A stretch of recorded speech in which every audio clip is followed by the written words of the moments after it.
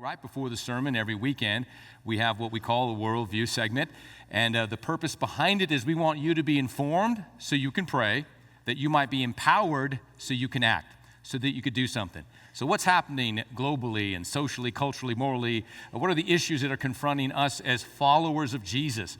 How can we be informed so we can pray, so we can be empowered to act? Leonardo da Vinci once said, there are three classes of people: those who see when they are shown, and those who do not see. Hopefully we are among those that see, that the blinders have been removed from our eyes and we see the truth as it is.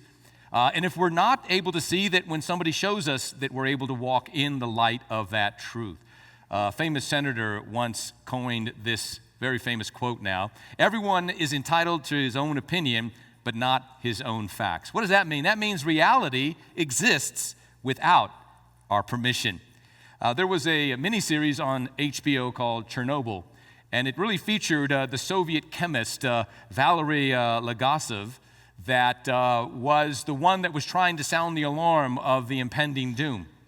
And there's this quote that is used that was somewhat, they had creative license and changed it just a little bit, but it goes like this: every lie we tell incurs a debt to the truth. Sooner or later, that debt is paid.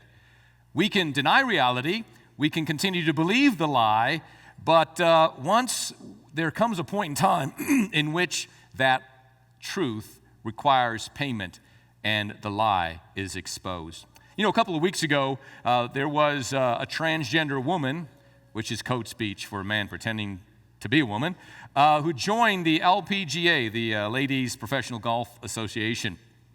And men posing as women in sports is really not a very good trend, and it's not anything new. The Olympics since 2003, the NCAA since 2010 have allowed these type of individuals to compete in sports. But in 2020, Idaho became the first state to enact transgender athlete restrictions. Since then, more than a dozen states, Texas, Florida, Mississippi, Montana, West Virginia, Tennessee, Arkansas, and Alabama, have barred transgender girls and women from playing on sports teams that don't match their gender identity, which is a good thing. It's a good thing because what's happening is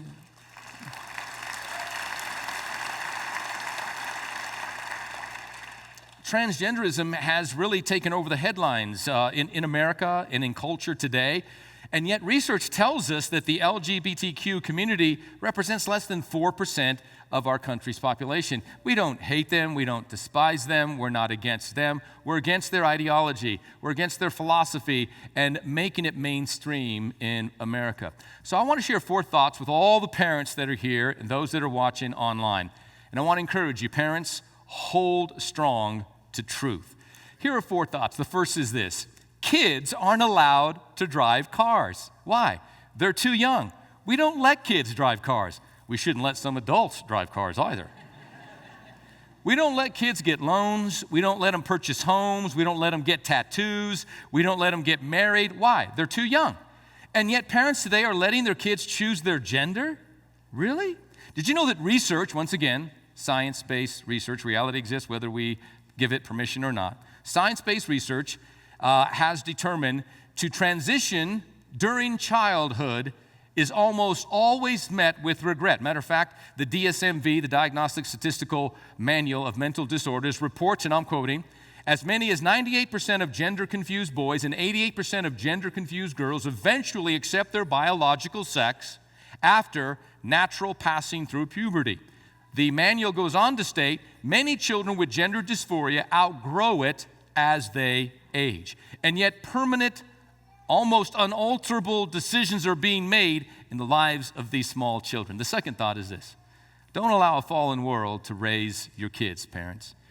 Did you know from the 1950s to the 1980s, psychologists referred to transsexualism as the DSM-3 and the DSM-4 created different categories and they made it a disorder. But something happened in 2013 for no apparent reason.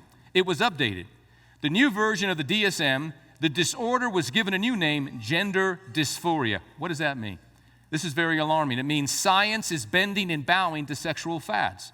But not only science, mass media, entertainment, public schools, public education, even religions and churches are bowing to sexual fads. The third thought is this: transgenderism is a dangerous path. The most comprehensive study on transgenderism was conducted in Sweden. They're not known for their conservative views or values.